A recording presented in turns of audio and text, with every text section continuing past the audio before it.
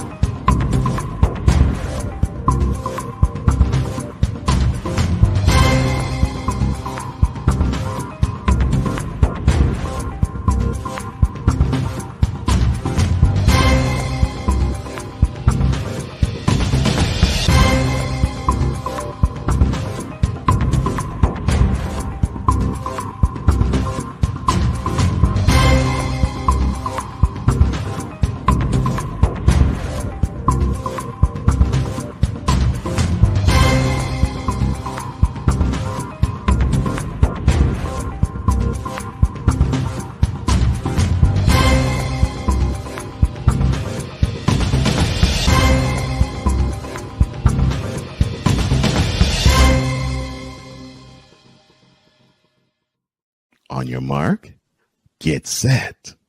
Let's go. I can't do it. We'll do it live. Do it live! I'll write it and we'll do it live! Mister, will you please wake up, wake up, wake up, wake up, wake up?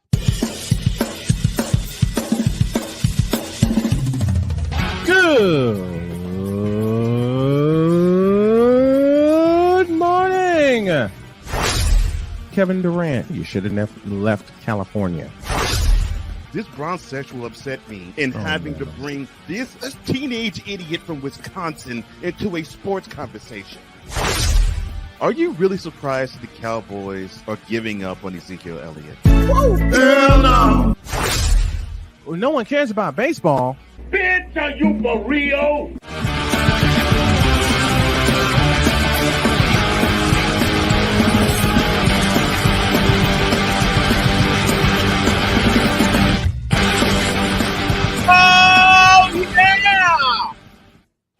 Time to finish this off the right way before this happens. This Saturday, tomorrow, Central State will battle Mississippi Valley State in Chicago, and we will be there for 2 o'clock airtime Eastern time for our pregame show and 4 o'clock for our kickoff. Good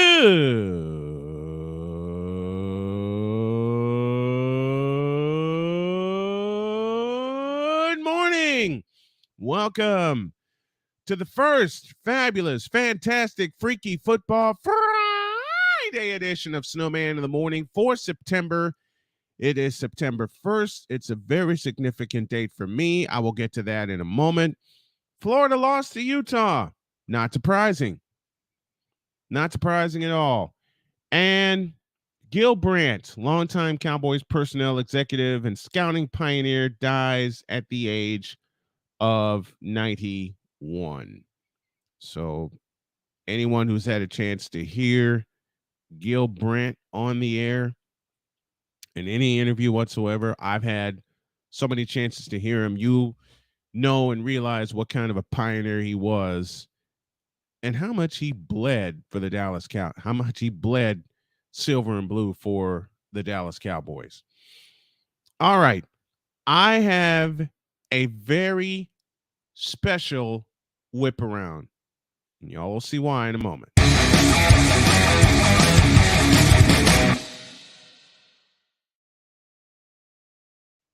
It was on this day 2 years ago where I lost my mother to breast cancer. And when I got the call, I was so broken up because as much as I disliked what she did after my dad died, my mom really cultivated a lot of things inside of me. She really did. And for her not to be here when I'm finally going to be celebrating my 25th year in the booth, it's kind of hard. For her not to be here to help me celebrate not only my victory over cancer, but so many others as well. It's hard. I have been crying. I have to say this. I have been crying all morning. I have shed a lot of tears for my mom in the past 2 years. I've let a lot of things off my chest, but I loved her dearly. Now, neither of my parents are here to see this happen, but I know they're with me in spirit, but it's still hard. It's still very hard not to have them here. And if there's one thing I love my mother for, oh, there's so many. She got a chance to see me in the booth do a baseball game. She came to Brooks Field on the south side. We had a little mix up with transportation, and well, mom had gotten locked out of the house and she needed to borrow my keys. So she came by the stadium and she came in the booth, and I said, "Happy early Mother's Day to her" on the air. And I introduced her on the air. One of my proudest moments. I've been trying to I've been crying all morning. I've been trying to hold the tears back all morning. It's so fresh in my mind. It's so fresh in my mind when I got the call. And one of my dearest friends, Wize, says, "You got to celebrate mom every day." And I have been trying to celebrate mom the past 2 years with her not being here.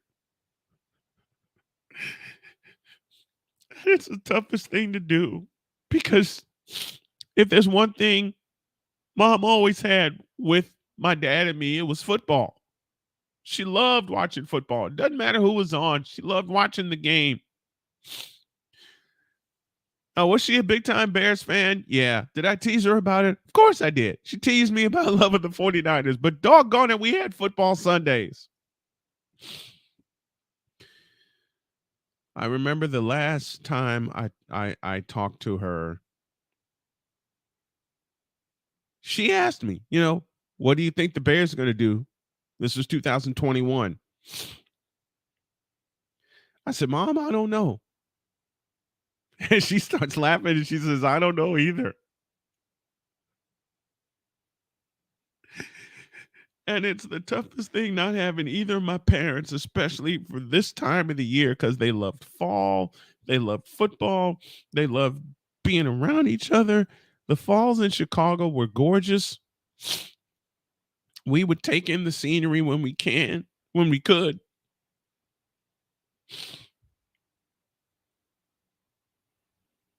And I miss you, Mom. I miss you dearly.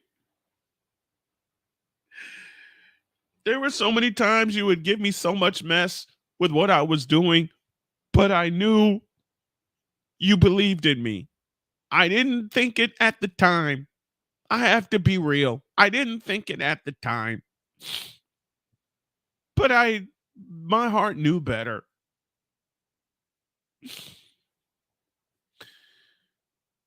I will say this very proudly, with the tears flowing in my eyes. If there's one thing my mother did for me before she went home to glory, she spoke to, accepted, and loved my wife, Jody.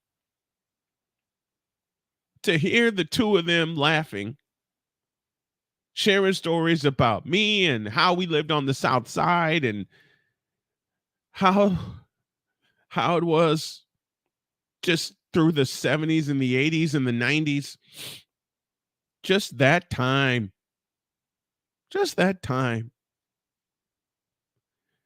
They only had a few conversations together, but they were huge. And I'll say it again, just to hear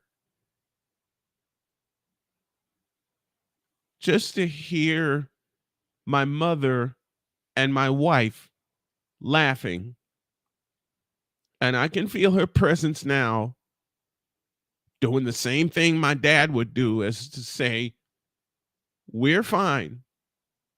You live your life. And the most important lesson I've gotten was spread from my mom to Cole when he told me to live in victory and not as a victim. And Wize said the same thing. And you'll see Wize next segment. But I have to say this. I miss your mom more than you ever will know. Yeah, relationships go up and down and front and back and sideways, and I know that, but doggone it. When the times I needed you to be there, you were. And the last one is the one that is most important to me, because it was the last time when you had a conversation with Jody and I heard you two laughing that sent me over the moon in happiness.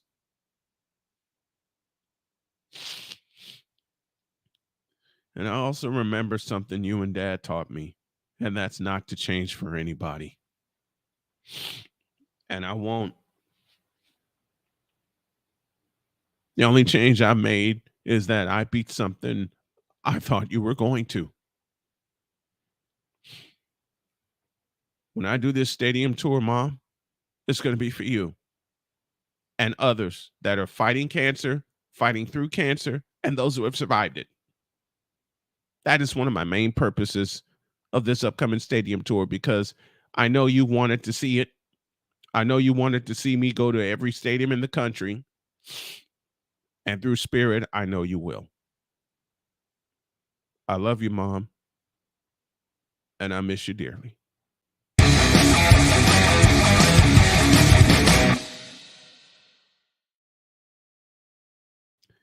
We'll be back. This is Snowman in the Morning.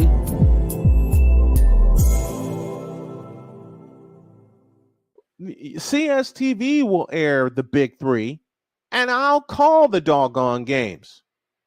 Ice Cube, bring your show out west, and we'll handle it. I am making a public plea right now. You want some fair coverage? CSTV will air your games, all of them, and I'll call as many as I can. We'll do a simulcast, television and radio. It's an area I know best. Television and radio. And yeah, I'm putting it all the way out there. So you know what, Ice Cube? I'll make this plea right now. Me, a small-time YouTuber, a small-time broadcaster, according to a lot of people, which I don't listen to, put your games on CSTV.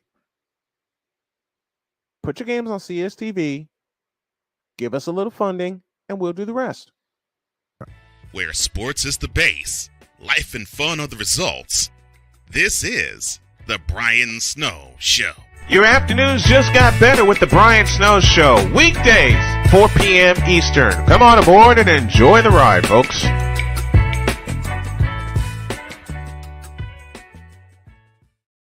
This planet has been great to me. It's given me gifts that I can't even explain. It's given me adventures and memories I'll never forget.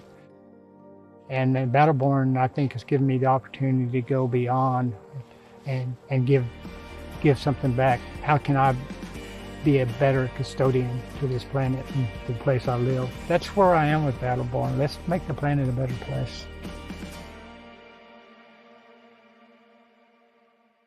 Now, I'm known as the guy who can fix just about anything, but the technology in most appliances requires very special training to fix. And that's why my family has Choice Home Warranty. Choice Home Warranty covers over 25 major home systems and appliances. That's your AC, heating, plumbing, kitchen and laundry appliances, and so much more. Call Choice Home Warranty now before something breaks down. Get protection for your heating, AC, plumbing, kitchen and laundry appliances, and more. Call 800-973-6121. Cause we take this job so serious. I know this is going to come back to haunt me, but I take Carson Wentz over Zach Wilson. Oh, no! And Dante walks off. What in the all types of blue hell? This is Snowman in the Morning with Cole Johnson. Now it's time to laugh. Now batting, the man who's happy that the Giant season is beginning. Number 420, Wize El Jefe. Number 420. And I know I won't do Bob Shepard any justice with that intro, but it's the best I can come up with. Good morning, Wise. Bro, listen, I appreciate anything. It don't have. There's only one Bob Shepard. Let's point that out. Yes, it is. So from anyone to expect to even come close, my man Bob Shepard, it's just not possible. It's not. Well, good morning, brother. I'm glad you expressed yourself. It's good. We like I was saying before in the chat. This is the first day of the final quarter. Yeah. Now we focus. Now we get on the job. We make that stadium tour happen. But we all gotta listen. We have a great team here. You, Cole, McCarthy, V-Lock, Sick, Drew Willie. Listen, we have my man Cool McCain. We some very talented people, and this final quarter, we all gonna go into the new year with some new momentum, and we're gonna kick this, man. We're gonna make this happen. We are. Speaking of kick, a dispute between Charter Communications and Disney, here we go, led to ESPN channels being blacked out on Thursday night for Spectrum cable subscribers, which fans discovered en masse as they tuned in to watch Florida and Utah. Well, one, y'all didn't miss much because Florida got a foot put in them. so much for playmakers' ability to choose a game upsets. Ooh, thank God I didn't bet that game listening to Playmaker. Did he actually pick Florida to win that game Upset. in Utah? He boasted about it on this show. Like when Colin and were talking about it, he boasted about it. He's like, yeah, upset. They're gonna beat okay. They didn't show up till like the end of the game, like and they only got 11 points, I think, something like that. And 8 of those came late. 8 of those came. There goes my cap detection tool, Victor. All kinds of cap and playmaker statement. He actually picked Florida to win. Man, the Spectrum released the following statement, much of which they displayed on ESPN and other Disney channels in lieu of regular broadcasts, along with a message to listen to this, voice your concerns at Disney ESPN fairdeal.com. What?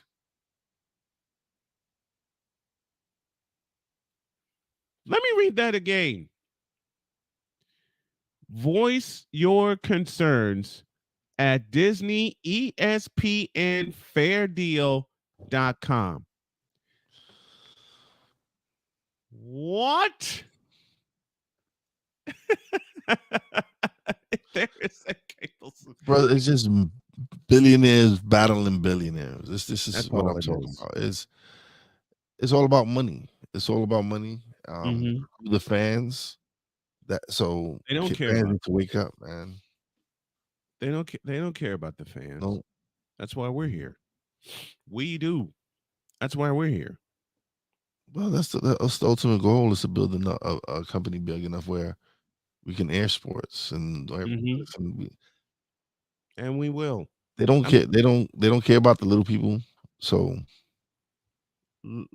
voice your concerns. What is that going to do? Nothing. We offer Disney a fair deal, yet they are demanding an, you ready for this word? Excessive increase. If there was ever a time I wanted to, and you know who, when they pay that, you know who's going to be the one suffering, right? Mm-hmm. Is your cable bill is going to go up through the roof. It's already through the roof. That's why we cut the cord. Oh no! All we have is internet. That's all we have here. We said the heck with that. We'll stream the games. Forget it, because that's where everything's going anyway. It's the 21st century. And Ryan McCarthy just made a great point. Disney is trying to recoup all that money they've lost from Disney Plus subscribers canceling their subscription, so they're holding Spectrum/Charter hostage. You couldn't put it any more plainer than that. And to me, again, it's just billionaires battling billionaires. Mm-hmm. And no resolution in sight, which means I don't really care because, like I said, we cut the cord a long time ago. Yeah, I got a hookup. I think we all do now. I got a hookup. Yeah, nah. But yeah, man, like I'm not paying. All I pay is for my internet. I don't pay for nothing else. I'm not. Nope. Like I said, I got a hookup. I'm good. Well, I mean, we're fine. We stream most of our stuff anyway. I spend most of my time creating content. The only thing is when me and wife get home, we'll probably watch a couple of shows and stuff. But I don't really be watching TV like that, so I'm good. I don't care about cable. Cable is too expensive, and when cable started to get really expensive, it's when I started cutting the cord. Because most of the games that I watch via stream anyway. So what's the point? Yeah, nah. No. It's just robbery. Listen, we come from that's the crazy thing, because we grew up with just minimal channels. We didn't have all these channels. Like a lot of us at the beginning only had 4 or 5 channels that we watched. Mm-hmm. Not everyone had cable. Cable was a luxury, man. Let's be honest. Like having cable was a luxury, and a lot of us didn't come from that luxury. So yeah, no, I remember ABC, NBC, CBS, Fox, and we had WPIX, and then they added UPN, which became CW, whatever, and whatever the hell that was. Yeah, it was UPN for the longest. Yeah, but yeah, we didn't have much like that. Yeah, it started expanding when we were already older. But sorry, man. Yeah, it's we had the 4 major networks. And a couple of local networks. A couple of local networks. And that was that. We got all our entertainment from those. Yeah. And Ryan McCarthy said great point. Once cable networks started specializing their channels, it was all over. Thanks a lot, QVC. He's right. And besides, ESPN hadn't been the same anyway for me for a long time. It has not been the same for a long time because they went political and they're going broke. Oh man, I get stuck because at my job they play it on all the TVs. So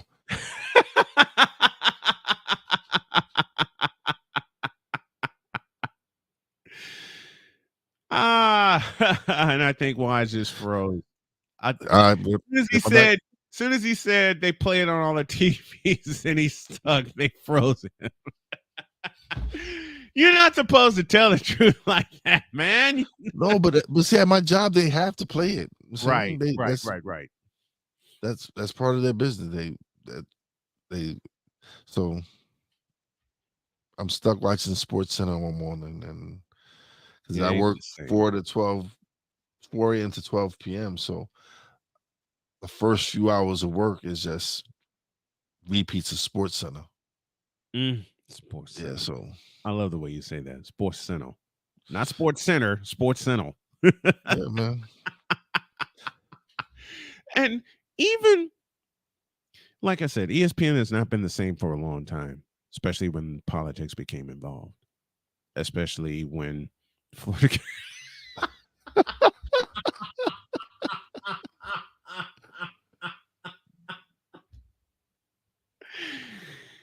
Another They did. I saw that and I was like, and they made it look easy. They made it look easy. Listen, Playmaker must be. he hasn't even shown up yet. Like he hasn't even been on the chat, anything. Like nope, and he won't either. That's another comedic uppercut from Cole Johnson. He knew he wasn't like, oh, they lost. Let me not show my face this morning. Mm-hmm. If I had made a bold prediction like that, I'd gladly take my humble pie. I didn't make that prediction. Thank the Lord for that. But it's all good. We'll get him on Facebook. It's fine. He actually predict Florida to win in Utah. Yes, he did. Why, playmaker? Why? Just ooh, can I read the the McCarthy thing? Go for it. Yes, go for it. It's comedic. And I got the sound ready for you. Ready? Do it. All right. This comedic uppercut and hilarious sick is brought to you by Sucker Punch Energy Drink. Packed with a punch and packed with the flavor. Sucker Punch Energy Drink. uppercut. Let me do the full thing. Tiger uppercut. We survived on basic channels and video games back in the day, man. Yes, we did. We survived on basic channels, which provides basic sports coverage. The rest was left to your imagination. You would get mostly your local sports, Mm-hmm. and then of course they'll give you a section of all of sports world. Yeah. Berman was good at that, and Len Berman. Gotta love Len Berman. And then yeah, it was mostly, but you had local channels that played different things. Like we got our music video fix on, yes, on different channels. Mm-hmm. You got that's how I actually got to discover WCC is WCC, what is it, WCCW, the one from World Class Texas? Championship Wrestling. Yeah, yeah, that's the one from Texas with the Von Erichs and everything. Mm-hmm. We got that on a specialized channel. Yeah, we got that on a specialized. To me, they were the first. They were the WWE before the WWE because they were based out of Texas, but I used to watch the programming on one of channels that major, but yeah, I got treated to World Class Championship Wrestling on Saturday, and also NWA Worldwide Wrestling on Saturday when cable was just starting to become a thing. And then on Sunday on free television, you had NWA Pro Wrestling. And again, a lot of it was left to your imagination because you don't know what all the what the other footage was. You were left to think about it. You were left to think about it. It's again, it's become a big business now. Like Vince McMahon had a vision. This is someone that like this is go to show you like where someone starts with a vision, and runs with it and creates a blueprint for other shows to start evolving. WCW with their stuff, and AEW now, and Impact Wrestling and Ring of Honor. Like Vince showed something about something different. He revolutionized something. So, but that just goes shows you, if you have a vision and you want something, like this is how you do it. And yeah, and he did, and he did. Yeah, sick. I did. I used to watch the World Wrestling. Yeah, the Carlos Colon. Yes, that's where Bruiser Brody got killed by the Invader. Yeah, I remember Bruiser Brody. I remember Bruiser Brody. There was a in World Class Championship Wrestling. There was a wrestler called the Missing Link that made me laugh because he was just so nuts. And I love. He was eventually in WWF. Really? Yeah. Missed that one. What was his character in WWF? Mr. Link. A lot of them just ran with the same character. Yeah. And I miss that. Oh boy. Miss that. Miss those times. Miss those times when everything was simple. Now it ain't so simple. It's big Now business, it is brother. not It's big so business. It is big business. Mm-hmm. But it's Oh my gosh. I was actually what was it, a couple of weeks ago? I actually went and looked at Next Level. Mm-hmm. I'm hooked on that. It was cool. I enjoyed it. It was entertaining to me. Being a wrestling fan and just seeing the hard work that these performers put into their craft, man. Yeah. It's just the stepping stone, and I hope a lot of them gets reached the pinnacle, which is WWE or AEW, whichever one you might be a fan of. But that's what's great right now. It's so expanded with all the independent scenes and the opportunities for a lot of these wrestlers. So now you get a channel like CSTV, and they're able to show these talents, and it's good, man. I love that. I appreciate it. It's a great time to really to create content like that and to show the next generation of wrestlers that are coming up. I was flipping through some of the elements here, and Cole did it yet again. What do you do now? He did this. Cause we take this job so serious. Y'all know what? Hey, cool. You know how much I hate this out with a passion. What in the all types of blue hell? Yes, it's Snowman in the Morning with Cole Johnson.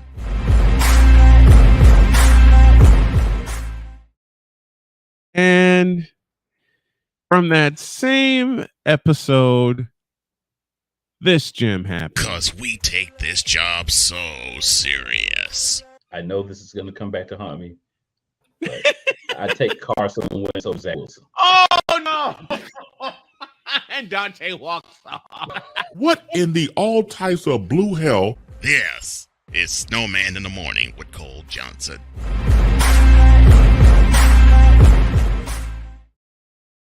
Fun times. Well, I have to depart, but y'all are going to see, as you see me queuing up right now, I had a chance to talk to Sam Shady as well as Ben Sutterth, and y'all are going to see that, and you'll see and hear those interviews. And not only that, you will see Cole Johnson, Wize El Jefe, and Chris Bates take you the rest of the way, as I have to depart for a doctor's appointment. So let me step out of the way, and I think I got everything queued up. You'll hear Sam and you'll hear Ben after this.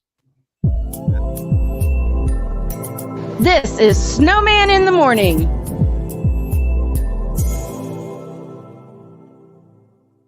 CSTV will air the big three, and I'll call the doggone games. Ice Cube, bring your show out west, and we'll handle it. I'm making a public plea right now. You want some fair coverage?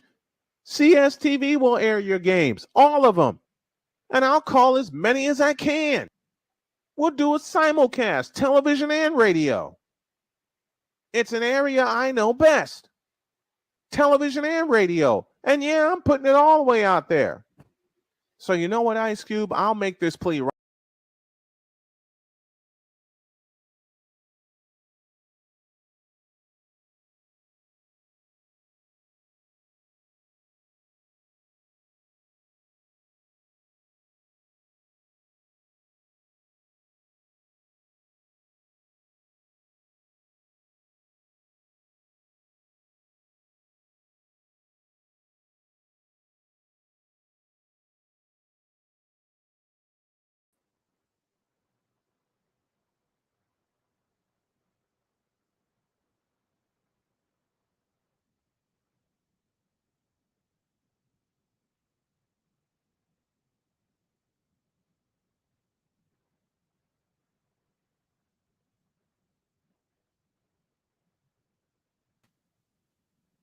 those draft and develop players that are playing big roles in these teams, and that's why they're good year after year after year. Jalen Carter is going to be a monster for your Philadelphia Eagles. And here is the kicker.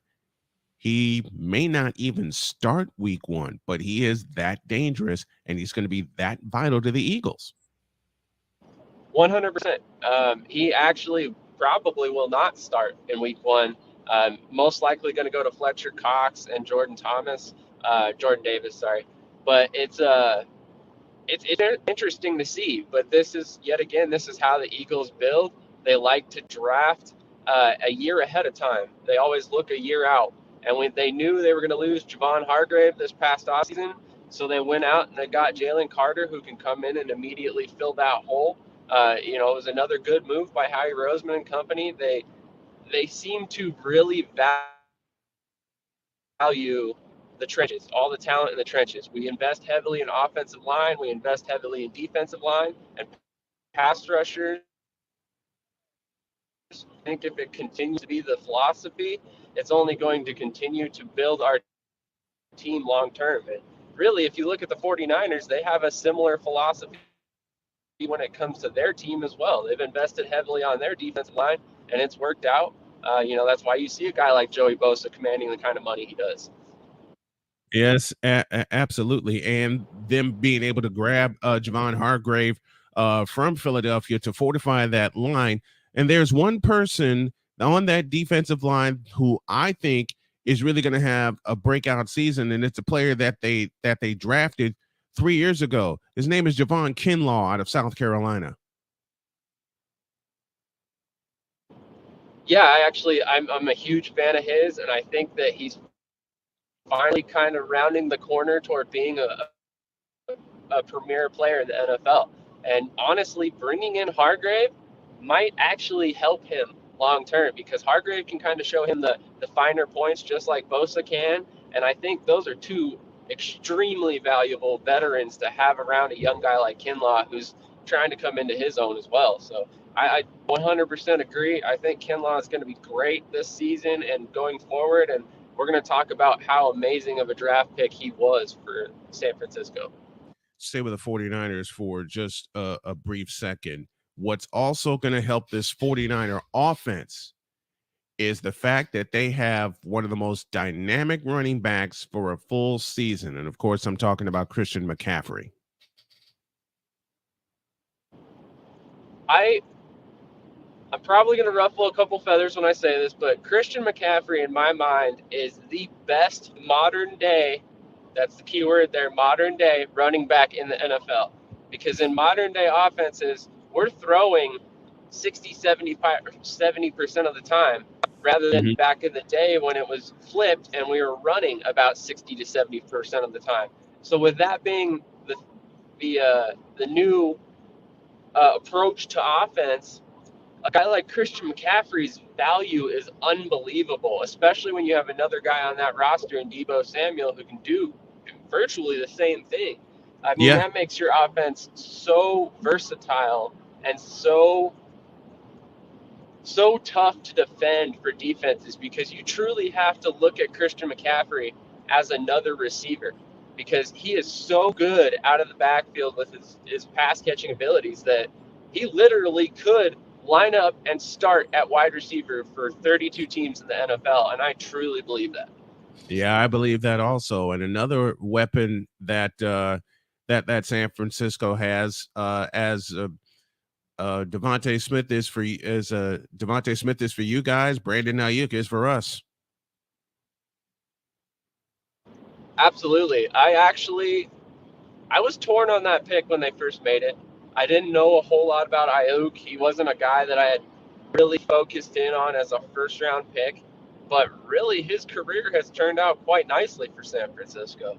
I mean, if I'm a 49ers fan, it maybe isn't the dominance that I maybe have dreamed of, but he's doing well enough that he is a solid number 2 option for whoever starts at quarterback, but specifically Brock Purdy. Let's go to the Central Division, or AKA the NFC North. And for some reason, and I haven't seen it yet, a lot of teams are high on the Chicago Bears. And the only thing I have to say about the Bears is that it's Justin Fields and nothing else. Yeah, I'm torn there as well. I really like Justin Fields. I think he's going to be a great quarterback. I think last season was just a glimpse of what's to come for the rest of his career when he really starts putting it together on the next level as far as like mentally really starting to grasp that offense and take it to the next level in like the mold of like a Peyton Manning or a Tom Brady or Patrick Mahomes, where they have that next level ability to read a defense pre-snap, put themselves in a good position, and then just dice up a defense all game long. I truly believe that Fields is going to be one of the top 5 quarterbacks in the future. It's only a matter of time, but the weapons around him definitely concern me. The running game in particular, a lot of turnover there in the backfield. I really like their rookie running back. I'm blanking his name right now. But between him and Khalil Herbert, they have to find a balance behind Fields. You just literally cannot run Fields as much as you did last year. He's going to end up getting hurt again, and you're going to end up having to turn to Nathan Peterman or Tyson Badgett. So, I mean, it's not a good situation if you continue to lean that heavily on his running ability. I think we can expect to see a lot of 3 and 4 wide receiver sets because they really don't have a number 1. They have a whole lot of number 2s and number 3s in my mind. So Darnell Mooney, JJ, man, I'm blanking his name now DJ too. Moore. DJ Moore. Well, Moore's, I guess, probably a 1, but Claypool as well. So, I mean, that offense, it's going to be interesting to follow. I guess if Moore and Fields can really hit it off, I could see it, but I wouldn't be hedging my bets on them just yet. I wouldn't be hedging my bets on them either. But the team to watch in the Central Division for me is the Detroit Lions, and they took the proper steps to get there. That's a great point. I like a lot of the moves that the Lions made, including actually one of the moves they made last season, which I think shocked a lot of people, me included at first, was TJ Hawkinson. You know, you trade away a Hawkinson who is like arguably a top 10 tight end at this point in his career. And a lot of people were like, why are you doing this? You know, but realistically, it's because they knew that TJ Hawkinson wasn't going to be the end-all be-all for their team. They needed to spread that money out. They needed to bring in more free agents and talent across the board rather than trying to invest way too much money in certain positions. And it really turned out to be a really smart move. A fact that I was not privy to before yesterday when a Lions fan friend of mine pointed it out is that they actually scored more touchdowns after Hawkinson left than they did when he was here. And I thought that was very interesting because I did not realize that at all. I thought Hawkinson was kind of a red zone threat for them, and it turns out that they actually were a little bit better off without him there. Yeah, and they seem to be getting better, you know. And the other team in the NFC that I'd like to look at, and I want your thoughts on this team also. In fact, it's going to be Philadelphia. People are going to be harping about Dallas, but I think the surprise team in the NFC East is going to be the New York Giants. You know, I really think that the NFC East is going to be an extremely competitive division all the way around this year. I know a lot of people are counting out Washington. I think they've got a lot of talent. I think they really could compete this year as well. You know, I think Sam Howell has what it takes. It's just a matter of him getting comfortable in that offense and getting to the point where he can operate like a veteran. As far as the Giants could be a sneaky Super Bowl pick this year, depending on how Daniel Jones develops. Last season, I know a lot of people want to point to the fact that he only threw 15 touchdown passes, but if you're only looking at his touchdown passes, you aren't seeing the bigger picture of what he did last season and how far of a leap it truly was from his first couple of years to his first year under Brian Dable. Now with a full offseason and a full year of this offense under his belt, I truly think that we're going to see a large leap from Daniel Jones this year as well. As an Eagles fan, I'm honestly kind of worried more about the Giants than the Cowboys, to be quite honest. I feel the same way. I'm more worried about the Redskins and the Giants more than I am about the Cowboys because, as you know, with Cowboy fans and as Victor says best, the moronic Republic of Cowboy Nation. And if you take a look at the team, it's all sound and fury signifying nothing. They made a move for Trey Lance. Why? See, in that mindset, I see the logic for that. I know that Trey Lance is probably a couple years away from being anything valuable to any team. But for the value, you gave up a 4th round pick. And truly, the kid's 23 years old. So he's basically a rookie, I mean, age-wise. So realistically, what are you losing? You're losing the potential to draft a 4th round quarterback next year. Does he necessarily pan out into anything? Honestly, I don't know what to think at this point about his career or what he's capable of, but I see the logic there. It's a little expensive for a flyer in that term, but I think they truly realize they need a premier backup behind Dak, and I know that they don't like Cooper Rush quite as much as it seems like on the surface. They keep trying to find ways to replace him, and I think that this is just another Jerry Jones gamble. He thinks that it might work out, so why not spend the pick and see what happens? And I can understand that thought process, I guess. One more thought. Does it make Dak Prescott look over his shoulder finally? In my opinion, no. And I think that's why, in my opinion, that this move makes so much sense. Because you're not bringing in a 1st round pick or a former 1st round pick that is he's not even dreaming of replacing Dak because he understands where he stands in his career currently. You know, like you said a couple days ago on the show, that he's probably competing for a quarterback 3 spot there. And he wasn't happy with that with the 49ers, but he believes that a new start and a chance to play against Cooper Rush, who arguably isn't as good as Sam Darnold talent-wise, maybe he has a better shot at being a quarterback 2 eventually. But I don't think that he has any inkling in his mind that he is competing for that starting job anytime soon. And I think that's exactly why you make that move, because there is no threat to Dak Prescott, even if there should be long term. Sam Shady joining us as he returns to the Friday morning show, and we're glad to have you back. Thank you, Sam, so much. Absolutely. Real quick before I get out of here, I wanted to throw out a piece of XFL news. I know it's the off season for us, but the Vegas Vipers have announced that they will not be back at Cashman Stadium next season. So there's a couple other cities on the potential list, and one of them is a couple states. One of them is Arizona, and then another one is specifically Nashville, Tennessee. Kind of interesting choices. XFL has never had a team in either location, so it's going to be very interesting to see how this all pans out. It sounds like they've basically exhausted all options to stay in Nevada, or at least the Vegas region. And a lot of this has to do with Mark Davis of the Las Vegas Raiders. He's basically trying to block them from having a viable stadium solution.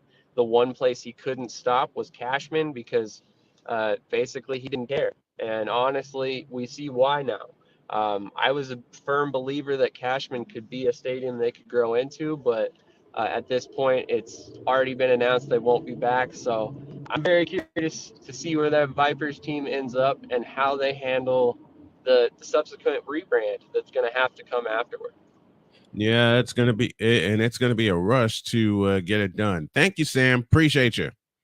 Absolutely. Thank you, Brian. Have a great rest of your day, and I'll catch you next week. Catch you next week.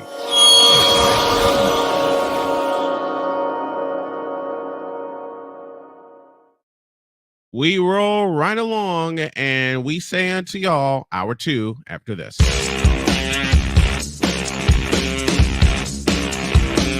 This is Snowman in the Morning.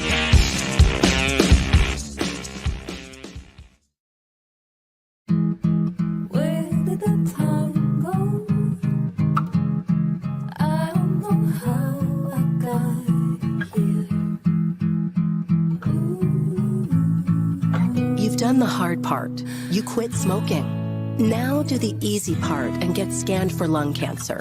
If you smoked, you may still be at risk, but early detection could save your life. Talk to your doctor and learn more at savedbythescan.org. If you're talking, they will hear you. We all want our kids to grow up safe and healthy, so we show them how. And we tell them with honest conversations that let them know what we expect. Not just one time, but every chance we get. That's especially important when it comes to alcohol and other drugs. Kids not only need to know the dangers and how to avoid them, they need to hear it often from you. And when it comes to pain medications, opioids, they need to know that they should never be taken without a prescription and never shared with friends or family. It's dangerous and illegal. So talk with your kids and guide them through the challenges of growing up safe and healthy. Because when you talk, they hear you. For more information about talking with your kids about underage use of alcohol and other drugs, visit underagedrinking.samhsa.gov. So talk, they hear you. You can do it if you try. He was only 58 years old when he passed away. That outcome could have been different. Colorado happens to be one of the worst states for radon levels. It's in our ground, and it seeps up. The more you breathe radon, the more chance you have of DNA being hit and the cell mutated. The EPA estimates 22,000 lung cancer deaths a year caused by radon.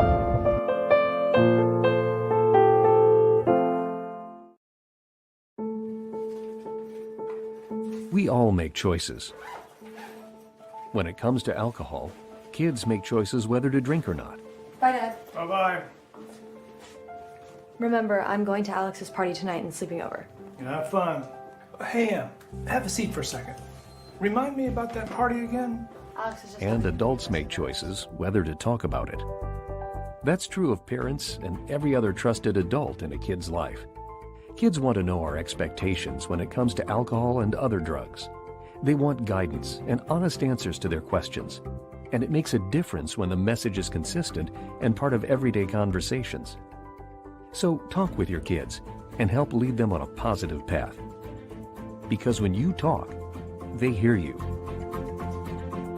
For more information about talking with your kids about underage use of alcohol and other drugs, visit underagedrinking.samhsa.gov.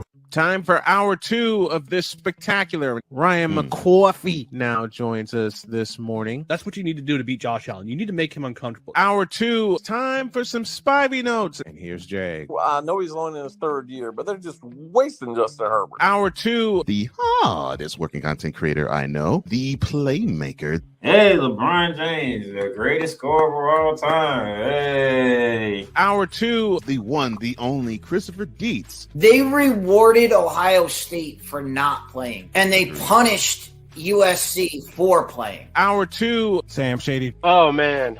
It's been a roller coaster ride if you were a Philadelphia Stars fan. Hour 2, that's Big Ben, the man in charge of the BS3 network. And if I see Kurt 2 Chainz Cousins out. Hour 2, Chris Bay's joining us. Oh my God! Oh, this game! Oh, way to go, Sammy! Hour 2, Wize El Jefe. Oh man, I thought I missed it. What in the all types of blue hell? Time for hour 2 of this spectacular, and it starts right now. Oh yeah! We are rolling right along. It is indeed hour 2 of Snowman in the Morning on this Friday, September 1st. And proud I am to say that the dynamic duo is back. You heard one half, here's the other.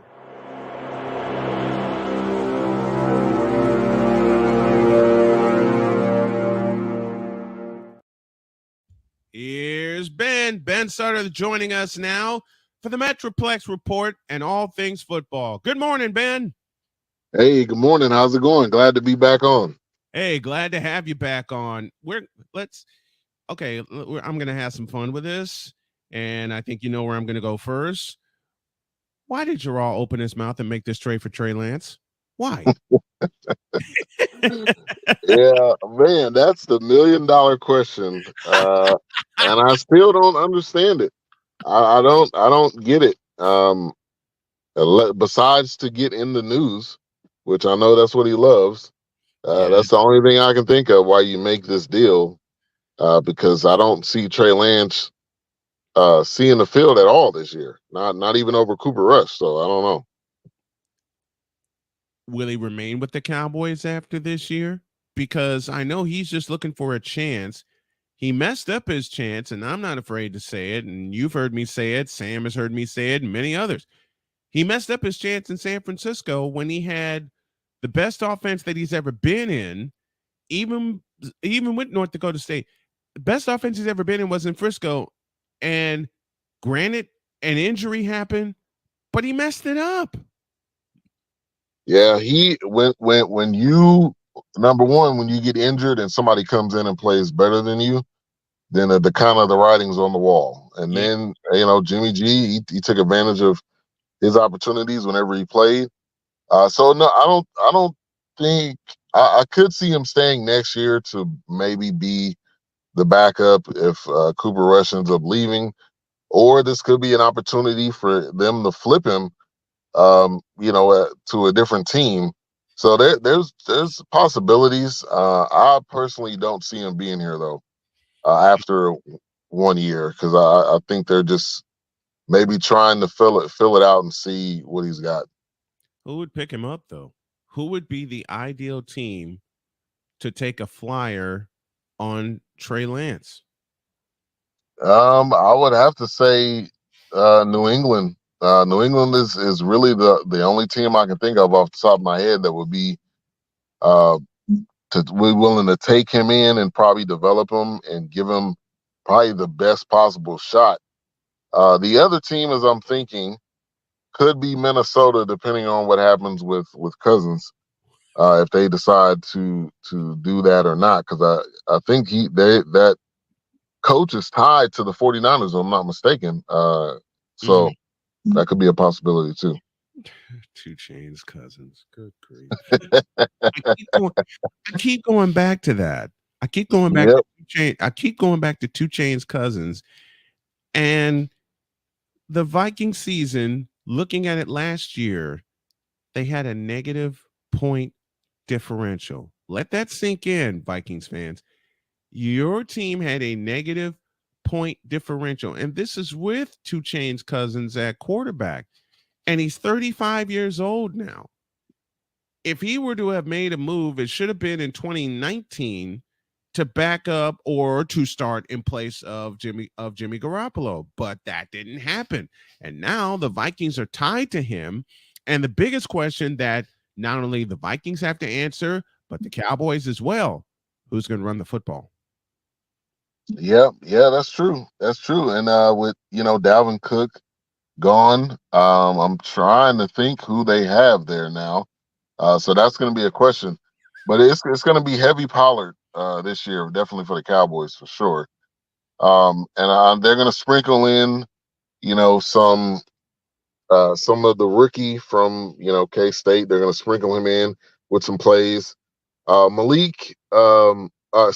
Rico Dowell is also another guy who they said that they really like. He just hasn't been healthy. So it's going to be a running back by committee, but I think Tony Pollard's going to get the majority of the touches and opportunities. Is he a 3-down back, Tony Pollard? Oh, that's a good question. and that answer right there, that answers my question right there. Yeah, the answer is we don't know because he hasn't done it. He's always had, since he's been in the NFL, he's had Zeke either looking over his shoulder or at point in times he was better than Zeke, but they just didn't give him more touches. So really the time is going to tell because he's going to be dependent on heavily in this upcoming year. Yeah, and they need a running game. If Dak Oh, yeah. Prescott is to make certain of his, here we go, declaration that Yeah. he's going to throw 10 interceptions, he's only going to throw 10 interceptions. Okay, what? He actually said that. Yeah. I can't believe it when Cole pointed this out to me. You confirmed it. Victor confirmed it. What? Yeah. I would say, number one, don't put that out there. Don't even bring it up. Don't even say anything about it, because there's going to be an interception ticker when you throw your first one, when you throw your second one. He's going to get roasted. If he gets to 9, it's going to be crazy on the first takes and the undisputed of the world. So he needs to. I wouldn't even brought it up if I was him. But yeah, there's definitely a lot of pressure this year. Obviously with Kellen Moore gone and McCarthy's calling the plays, and no. it's a lot. It's a lot that's going to be on his shoulders. But he just added another bit of pressure with that comment. Why is Mike McCarthy calling the plays? Why did you? Well, let's think about it. Since the 90s, the Cowboys have only had an offensive coordinator in name only. And of course, in the 90s, of course, you had Norv Turner there at the time. Right. Now you have Mike McCarthy. Think about this. Mike McCarthy calling the plays. And I asked this next question very sarcastically, and I know it's going to draw a laugh out of you. How bad can that go? If it's anything like his clock management, it could go horribly. It could go horribly. Yeah, I don't know. I'm waiting. It's really a wait and see. A lot of the conversations I'm hearing is that it's easier. It's more centric to the team. They're able to communicate better. So, I mean, time will tell. But I think this, week 1, I think it's going to be a little rocky, because this will be the first opportunity with them together as a full, complete unit. Yeah. Lessening these preseason games also lessens the opportunity of real game time play that these players do have together too. So absolutely, time's gonna tell. Yeah, time is really gonna tell. And speaking of time ran out when they conjured this.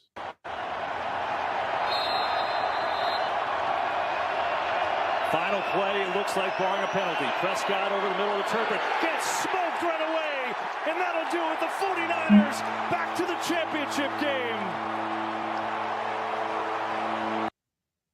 Now, you being a logically thinking Cowboy fan should have known, or did know, let me change my sentence. You did know that when they came out with the formation the first time, and Frisco granted you an extra 30 seconds with a timeout.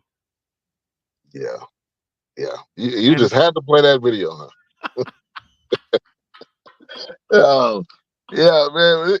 It's nothing dumber than you trying to run the same play, and that play is not a successful play call. If it was something that you've seen something and you figured, okay, we've seen it in the first play. We still see the same hole or the same opportunity, and we'll run it again. But it's almost like you might as well not even ran anything and just took a knee. I mean, that would have been better than running that play a second time. Especially with Ezekiel Elliott at center. Yeah. Especially with which signaled the end of his Cowboy run. He's now in New England. How do you think Zeke's going to do in New England? I think he's going to be all right. I think he's going to be like a LeGarrette Blount type running back, probably a goal line type back. I don't see him getting, a ton of carries, between the 20 and the 20. But I see him being a goal line back for them, which is basically what he was here. So he doesn't have to be, the guy, the 3-down back, but they're going to use him to their advantage. And Belichick is probably one of the smartest at it, is getting the best out of the player at the point in time in their career. So I think he'll do perfectly fine. I just think here we don't need a goal line back. So it was time to go. Yeah, it was time. It was time to go. Zeke's career's over in Dallas. He's going to get revived, hopefully, in New England. We talked about who's going to run the ball for Dallas. A heavy dose of Pollard. How misused was CD Lamb last year? He was very misused. I mean, I think all of the honestly, I think all of the wide receivers could have been used better.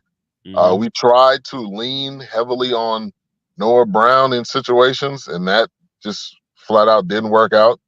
You could have just basically took those plays and gave it to CD. The part with Gallup coming back from the injury, that was another issue. But I think you have to get CD as many passes as possible, but also CD has to catch the ball as well. Yes, which is another issue with all of the wide receivers last year. So yeah. As long as him and Dak are on the same page, which I believe that they'll probably be the most in sync of all receivers going into the season, I think they'll be fine. But they definitely will have a large amount of the plays drawn up for him. And then there's Mike McCarthy. We don't need to go any further. They need a true offensive coordinator. They need a true offensive coordinator, and they don't have one. And that should frighten me more than anything else. The defense is going to be fine. The defense is going to ball out. Dan Quinn, Dan Quinn just keeps adding pieces. So Dan Quinn is he's gonna mastermind that defense. I'm not worried about that at all. But You're right. I mean, and every Cowboy fan should be worried about this offense because it's a huge question mark. We don't know. We don't know what it's going to look like. We really don't. Ben Sutter joining me here on the program on this Friday. Glad to have you back. We'll have you back each and every Friday going forward. Thank you, my friend. Yeah, man, appreciate you. Thank you for having me back on. And as I always do, we got Cold Sports coming up at 2. We should have Papi J and Wize coming up at 8 on BS3 Network, BS3 TV on Roku. And thank you as always. Thank you, my friend. Appreciate you. All right. Take care.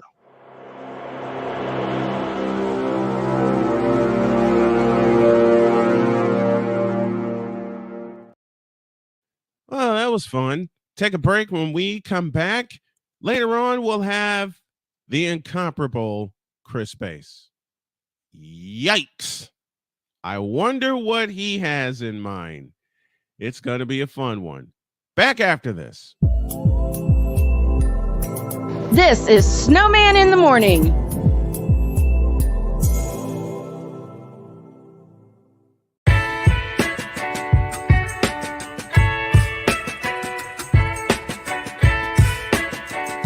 The thing is, until you can erase 3 Februaries, shut up. Bang! Quality over quantity. LeBron has beaten some of the best competition in NBA history. He's the GOAT emoji. I will not cuss. I will not cuss. I will not swear. I will not swear. Where sports is the base, life and fun are the results. This is the Brian Snow Show. Your afternoons just got better with the Brian Snow Show. Weekdays, 4 p.m. Eastern. Come on aboard and enjoy the ride, folks.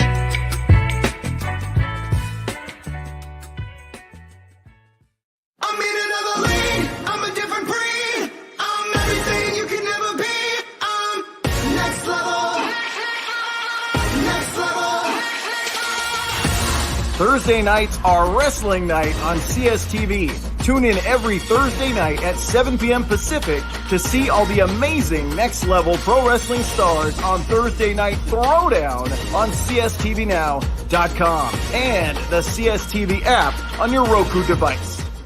PK Tire Pro is your one-stop on-the-spot auto service headquarters for a complete line of quality tires and auto services.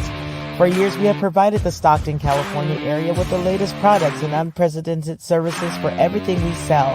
And for years, our customers have been coming back. Take a look around. If you don't find what you need, visit us in Stockton, California. From the latest and best in tire technology to the services required to keep your vehicle looking good and running great, PK Tire Pros can get you out on the road quickly and at an affordable price. Stop by soon to see why so many people consider PK Tire Pros to be the one-stop shop for all of their tire needs. At PK Tire Pros, our friendly and knowledgeable staff, quick and dependable service professionals, and affordable prices all come together to make driving out on a new set of tires easy. On top of that, we never tire of tires. Stop by and see us, and you'll be glad you did.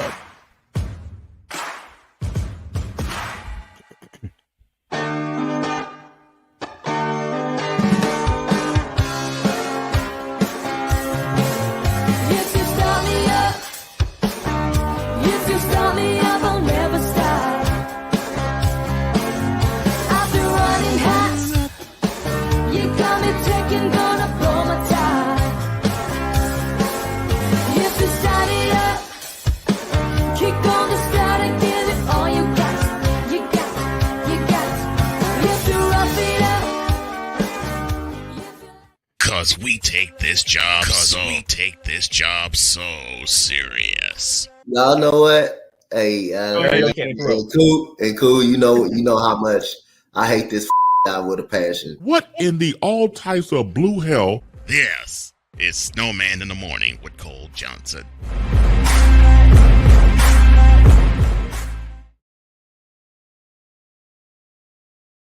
Back to Snowman in the Morning with Cole Johnson. Of course, the man joining me is not Snowman. He is my mentality partner, Wize El Jefe. I am Cole Johnson. And yes, it was wonderful to actually see Sam and Ben.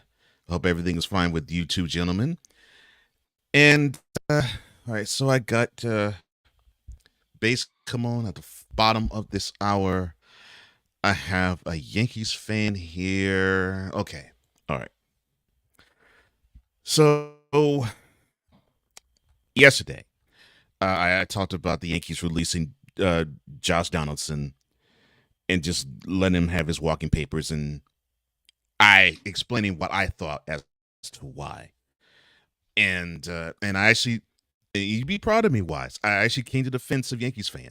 I actually said that, unlike other fan bases that have had prestige, like Cowboys fan and Lakers fan, that they basically expect it and they have rose-colored glasses and expecting it every single year, that Yankees fan is absolutely honest. There's we want the chip every year and we believe it's the chip, but if crap product gets out on the field, we'll call it crap product when we see it.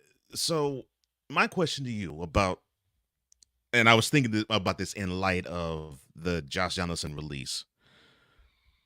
Why is it seemingly that what I've been seeing that the Yankees are reticent to reach back into the farm system and pick some talent from there to go along with some key free agent pickups, and not the free agents that are in their mid 30s, but free agents probably about Aaron Judge's age, which is 30 or 31, where they're still in their prime. They may be going toward the downturn of their prime, but they can give you a couple more years, and they can teach the guys the guys that came from the farm system how to play winning baseball. Why is it that the Yankees seem reticent on building the team from the farm system? Because we've tried to build it that other way you were talking about before, and it just isn't working. And we have to go the way of the Braves and the Astros, where we start letting these young boys play. How do we know how talented these boys can play if they're not getting any shine? I'm hyped to see the Martian. I'm excited to see Jason Dominguez, see what he can do in center field. I'm happy for Pereira, see what he's capable of. Anthony Volpe is showing me that couple more years, he might be an all-star. He put first Yankee rookie to hit 20 home runs and steal 20 bases. I'm looking at the bright spots. I'm looking at Papi showed me he could play up here. Yeah. So that's our shortstop right there. Cabrera, we hopefully see. Yes, let's not forget Austin Wells. Yes, he'll be taking over at catcher soon enough, and he looks like he's going to be a slugging catcher. Okay. So we've tried to go with Anthony Rizzo and all these other guys. We picked up Harrison Bader, which Harrison Bader, had he been healthy, I'm sure he would. And who knows? Maybe he come back as a free agent. We will see. We just lost him on the waivers yesterday to the Reds.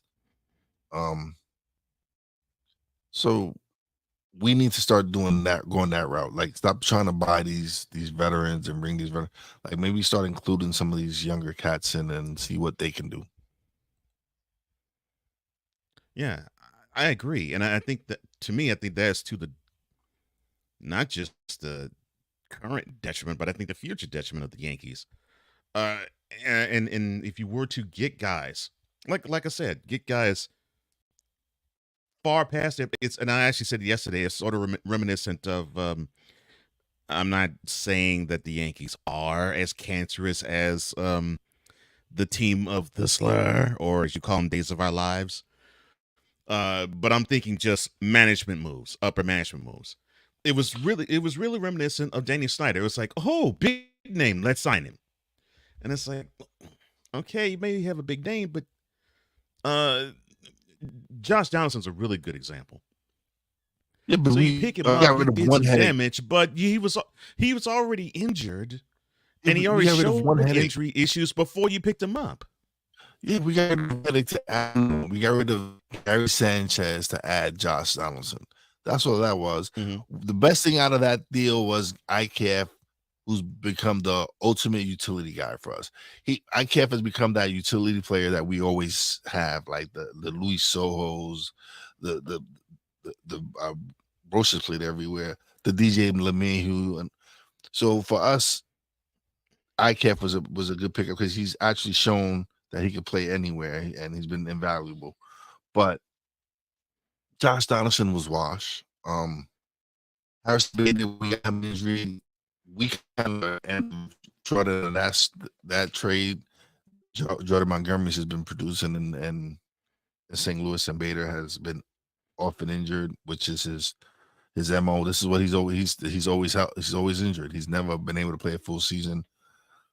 Yeah, it was a wash. ICAF, I'm excited. I think ICAF was the best part of that deal with McCarthy.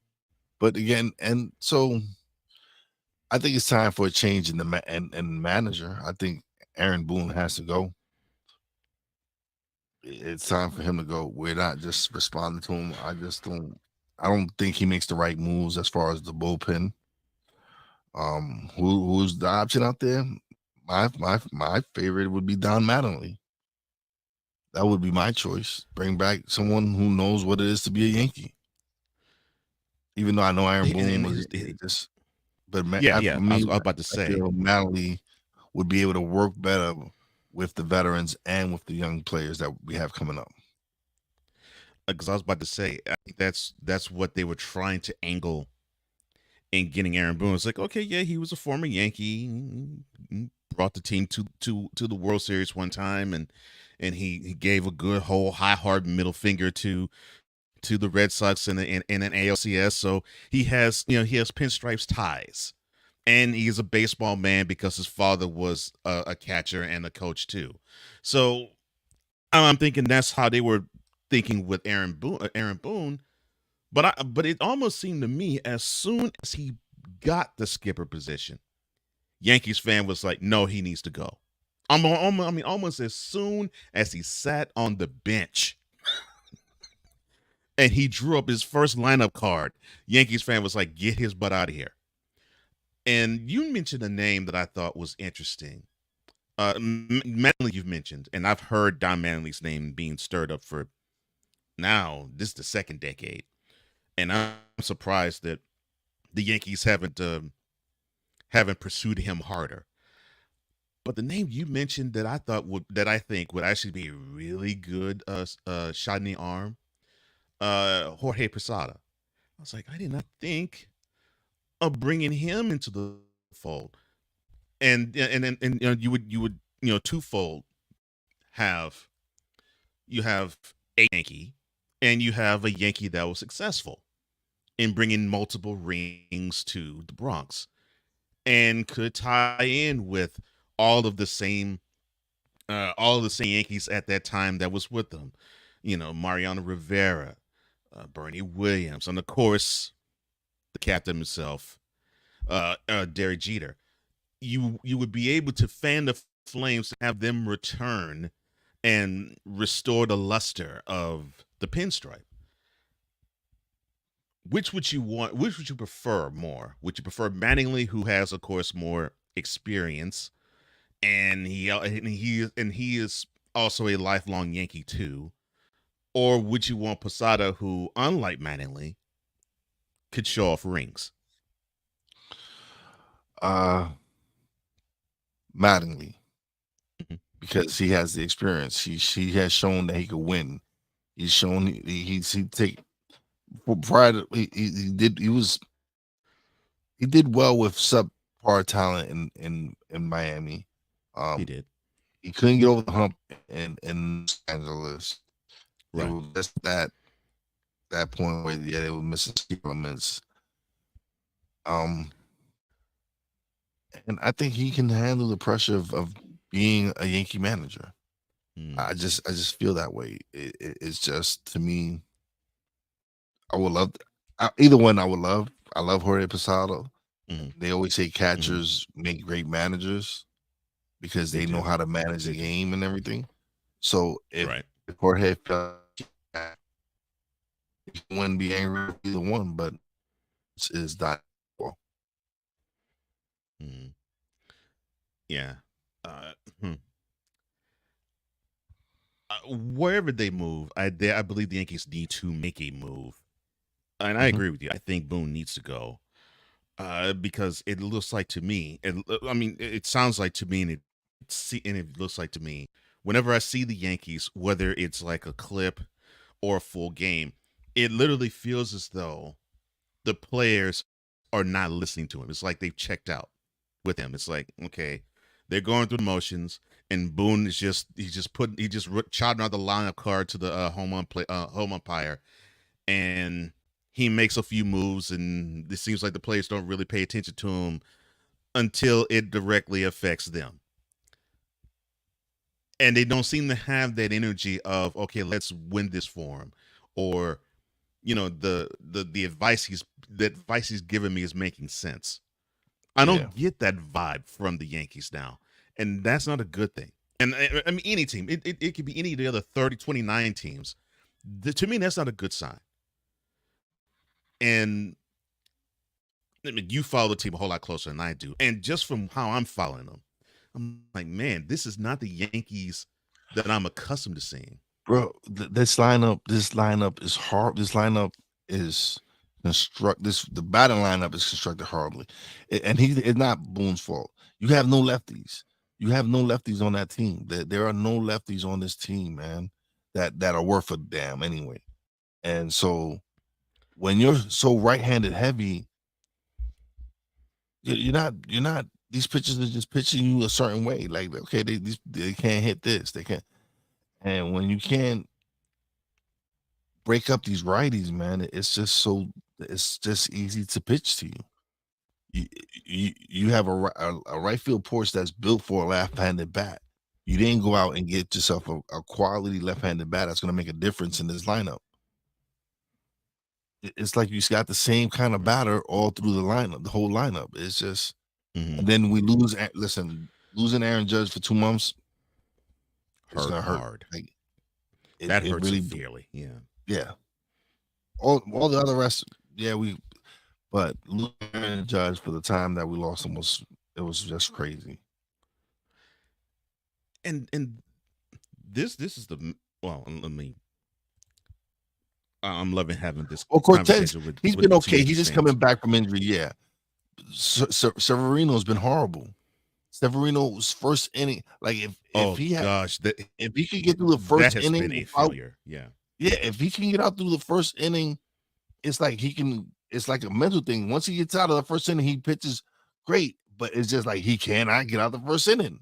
They score like 4 or 5 runs off from in the first inning.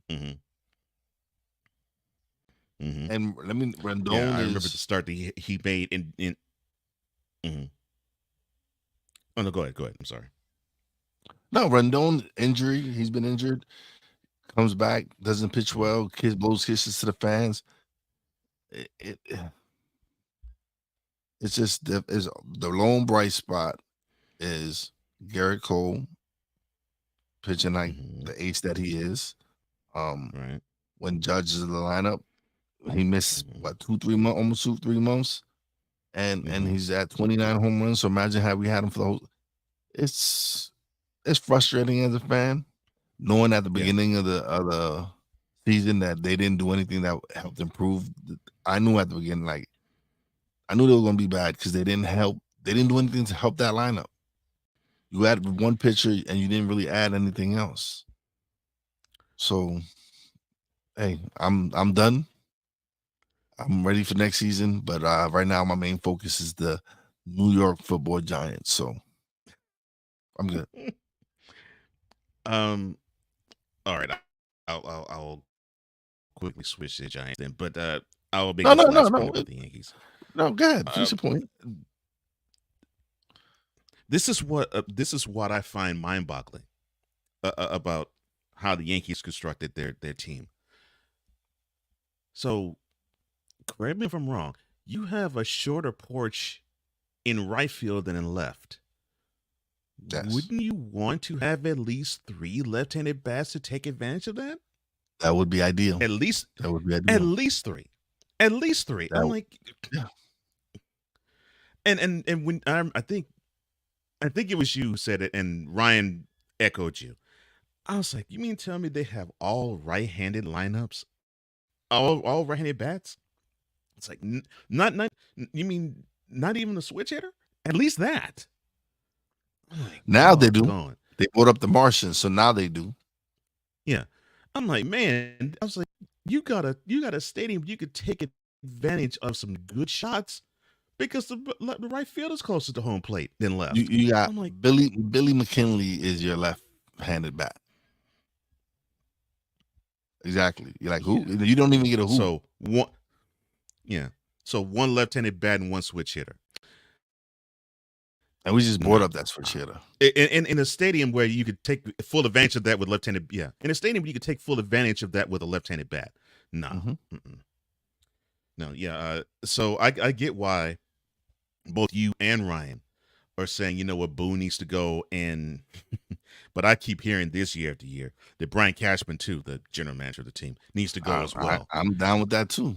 I've been talking about they should bring the captain, let the captain be GM. He's not bad in the front office. I mean, just looking how the Marlins are now. Yeah, those are the pieces that he left in place for the Marlins, and look at them now. Yeah. They're contending for a playoff spot, for a wild card spot. So he knows talent. He knows how to build a team. Yeah, give him the shot. Like, and he seems to have the interest in doing that. Yeah. If not, then go after the next best thing, which is the president over there and the Marlins, Kim Ying. Yeah, Kim Ying. Yes, her. She's got Yankee ties. She used to be Cashman's assistant GM. I'm about to say she learned under Cashman and then later on learned under Jeter when she went to the Marlins. Okay, yeah, yeah. She spent time in the Dodgers organization. She spent time with Major League Baseball. She's a lifelong baseball person. So I would feel comfortable with them hiring her. Yeah. And this would be the first real woman in power at a real organization. I'm not saying Miami's not a real organization, but